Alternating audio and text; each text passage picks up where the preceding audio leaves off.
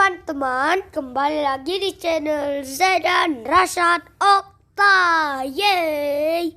Dan kali ini kita akan mereaction suatu teori klub Disney Pixar 16. Oke, sebelum itu warning, karena video ini mengandung cerita-cerita teori dan menakutkan.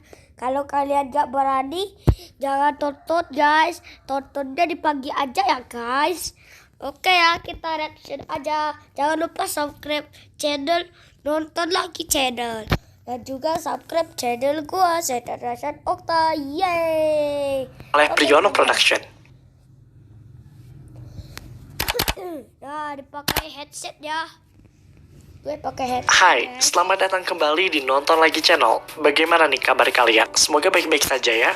Di episode kali ini kita akan membahas salah satu Disney Princess yang memiliki silsilah keluarga yang aneh. Bersiaplah.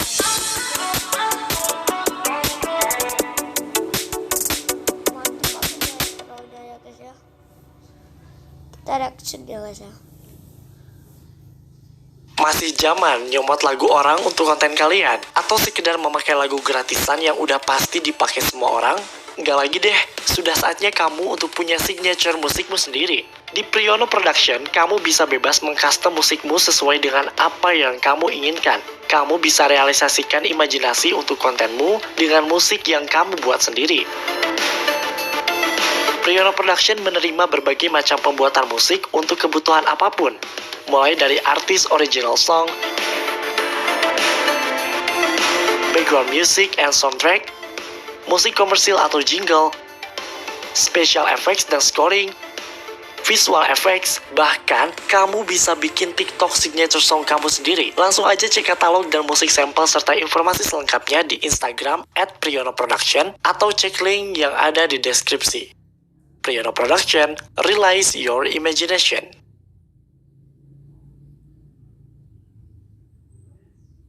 So guys, sepertinya kita harus mengakui bahwa syarat untuk menjadi bagian dari Disney Princesses itu agak cukup mengerikan ya. Maksudnya setiap princess dari Disney itu mereka pasti memiliki nasib yang buruk dulu, entah itu kehilangan orang tua, disekap, dibully, hingga diracun. Contohnya ya kayak Cinderella, Snow White, Princess Anna, Princess Aurora, dan masih banyak lagi. Kebanyakan dari mereka memang sengaja ditakdirkan memiliki nasib yang buruk dulu sebelum akhirnya diakui sebagai princess. Nah, bagaimana dengan Moana?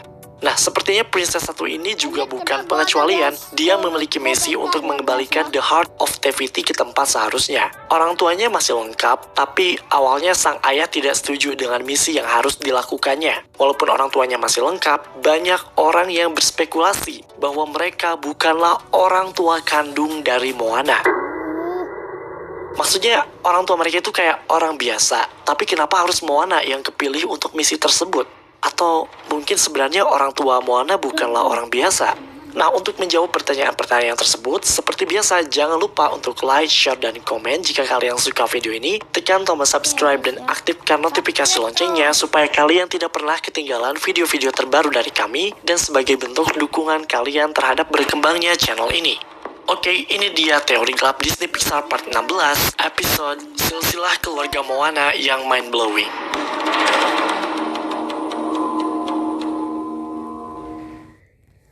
So guys, for refreshment, kita bakal ngejelasin dulu sedikit cerita di film ini. Disney Moana menceritakan tentang seorang putri dari kepala suku bernama Moana yang dipilih oleh lautan alias ocean untuk mengembalikan jantung Tefiti, di mana Tefiti sendiri bisa dikatakan sebagai dewa kehidupan. Dia yang membuat tanaman jadi tumbuh, tanah menjadi subur, dan sebagainya. Nah, Tefiti ini punya jantung guys. Bentuknya itu sebenarnya kayak batu, yang dari batu itulah sumber kehidupan muncul. Tapi, batu tersebut dicuri oleh sosok manusia setengah dewa bernama Maui. Ketika batu kehidupan itu dicuri, ya, kehidupan perlahan mulai memudar. Tanaman jadi gak lagi tumbuh. Tanah gak lagi subur, ikan pada hilang, pokoknya sumber kehidupan perlahan mulai menghilang. Disinilah Moana dipilih oleh lautan untuk mengembalikan jantung Tefiti ke tempat asalnya. Tapi masalahnya, si Moana sendiri itu dilema karena dia digabolehin sama orang tuanya buat berlayar. Dan dia juga gak punya bakat buat berlayar. That show must go on, right? Oke, banyak alasan mengapa kita bisa dengan mudah jatuh cinta pada salah satu film Disney Princess ini. visualnya yang memukau, ceritanya yang menarik, dan tentu saja teori yang ada di dalamnya. Sebenarnya pas pertama kali nonton ini langsung inget ke Lilo and Stitch ya guys, karena kan emang berhubungan dengan laut gitu kan. Dan si Lilo and Stitch juga mengambil setting di laut juga. Cerita yang ada di film Moana itu didasarkan pada kebudayaan dan mitologi penduduk Polinesia. Nah, Lilo and Stitch emang bersetting di Hawaii, dan Hawaii sendiri merupakan bagian dari kawasan Polinesia. Jadi Polinesia itu tuh kayak semacam daerah, gak cuma satu pulau. Ini ada di daerah Pasifik dan memiliki lebih dari 100 pulau kecil. Misalnya ada Fiji, Tahiti, Samoa, Tonga, dan masih banyak lagi. Nah, mereka tuh emang terkenal sebagai pelaut yang handal dan pembuat perahu atau kapal yang terampil. Ya, pokoknya kayak yang ada di film Moana lah. Sekali lagi, film ini diangkat dari beberapa mitos yang beredar luas di Polinesia. Salah satunya adalah The Maui Myths atau Maori Mythology. Sebagaimana mitosnya, teori satu ini juga cukup memukau untuk kita bahas. Teori ini mengatakan bahwa Moana seharusnya sudah meninggal. Selama ini kita Oke, tahan. Jangan ngomong kata kasar dulu, karena kita ada banyak bukti mengapa Moana seharusnya sudah meninggal. Ya. Bukti pertama yang benar-benar mencuri perhatian dan perlu penjelasan mengapa dia masih hidup adalah ketika dia ngikutin Maui ke dunia para monster, yaitu Lalotai. Bayangin aja nih, buat masuk ke sana kan si Moana harus terjun bebas gitu kan. Nah, dia bisa turun nih tanpa pengaman apapun dari ketinggian yang setinggi itu. Pas dia udah nyentuh air, itu tuh rasanya kayak lu terjun dan mendarat di beton, bukan lagi air. Sampai sana pun dia harusnya udah meninggal gitu guys, karena saking sakitnya. Dan bahkan di film ini tuh kayak ada semacam jokes yang menegaskan betapa dalamnya tempat ini, di mana manusia biasa mungkin bakalan gak bertahan lama di sana. Ingat ya, Moana itu manusia biasa. Dia cuma kebetulan dipilih oleh lautan karena apa ya? Karena udah nyelamatin bayi penyu kali ya. What? Beda lagi sama Maui. Di awal dia emang sudah dijelaskan bahwa dia adalah sosok setengah dewa, demigod. Makanya dia kayak fun-fun aja pas turun ke Lalotai. Makanya Lalotai kayak tempat yang gak mungkin bisa diakses oleh manusia. Bahkan di Moana Wiki Fandom sendiri, kalian boleh searching sendiri, bahwa Lalotai merupakan tempat yang awalnya memang diperuntukkan bagi roh para leluhur. Oke, yang namanya roh apa coba? Berhubungan dengan kematian guys. Dan Moana bisa masuk ke dalamnya karena dia mungkin memang sudah meninggal. Bahkan lagi nih, John Musker dan Ron Clements, sutradara dari film ini, mengatakan bahwa Lalotai sendiri merupakan underworld alias neraka.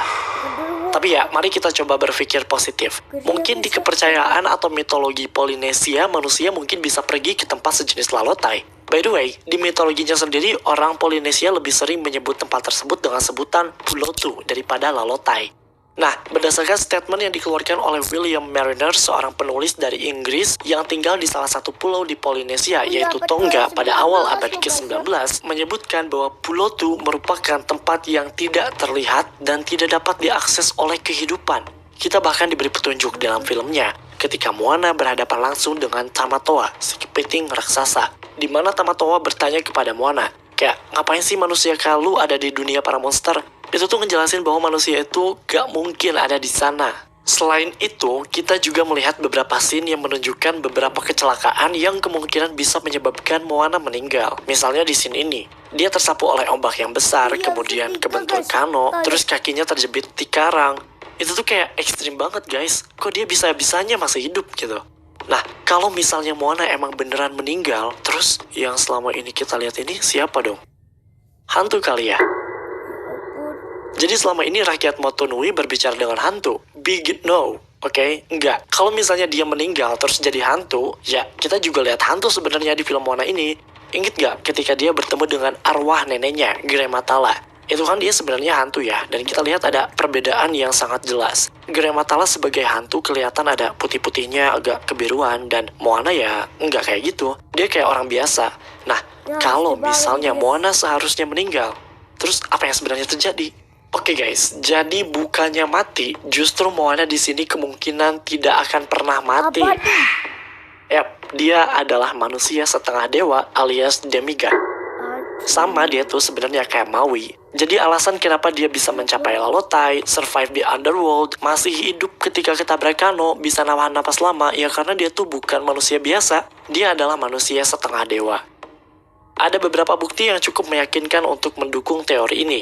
Pertama, hubungan dia dengan lautan itu tuh kayak aneh banget, ya nggak sih? Maksudnya kayak setelah bertahun-tahun jantung Tefiti dicuri, kenapa lautan tuh nggak milih perempuan lain dari dulu gitu? Kenapa harus Moana dan kenapa baru sekarang gitu guys? Selain itu, si lautan juga kayak ngebantu dia terus. Maksudnya memang nih, ngebantunya itu dengan cara yang tidak terduga gitu ya.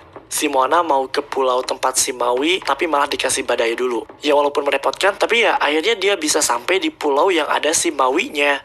Dan yang semakin menunjukkan bahwa Moana bukanlah manusia biasa adalah di akhir film. Ketika dia meminta lautan untuk membelah, memberi jalan untuknya dan Teka. Kalian pasti tahu, scene tersebut mengingatkan kita pada kisah Nabi Musa di Al-Quran maupun di Alkitab yang bisa membagi Laut Merah dengan kekuatan Tuhan.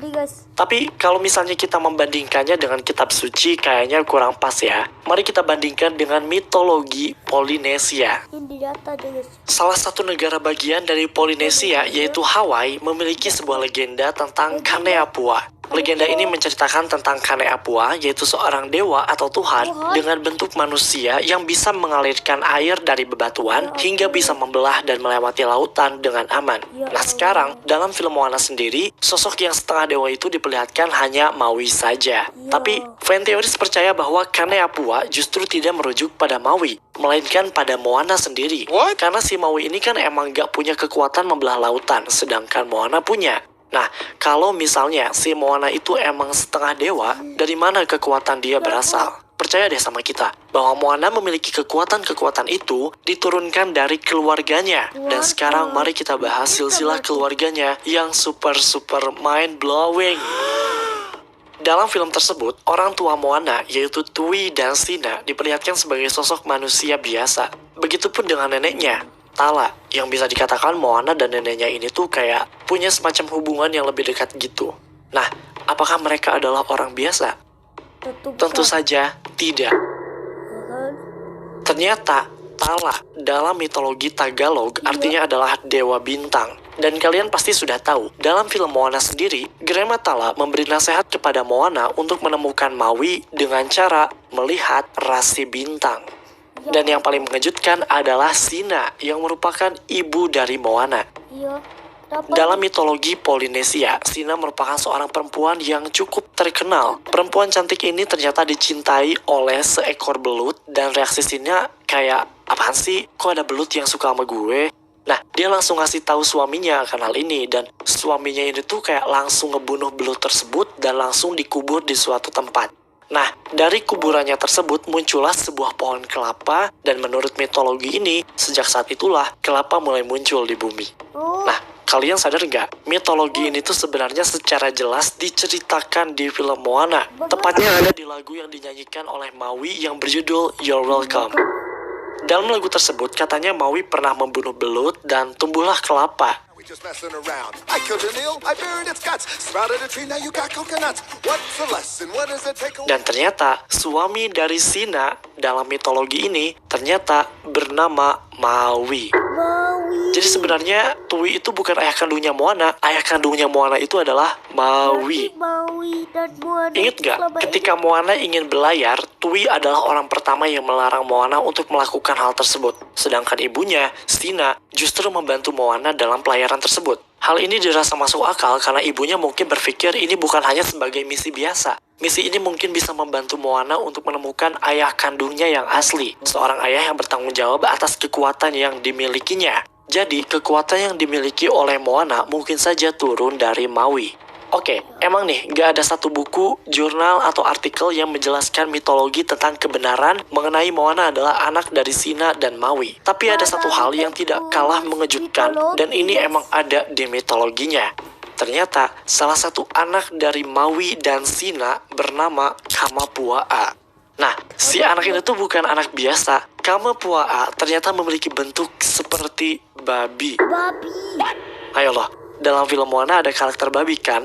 Dan ternyata nama babi tersebut adalah Pua, yang kedengarannya merupakan kependekan dari Kamapuaa. Jadi, kalau misalnya Moana adalah anak dari Maui dan Sina, maka Pua, si babi, adalah saudara laki-lakinya. Pantesan ya, si Moana kayak relate banget sama penilaiannya itu. Aduh, ini emang silsilah keluarga yang aneh ya. Dicintai oleh belut, ayahnya dewa, anaknya babi. Sangat mind-blowing guys. yes, yes.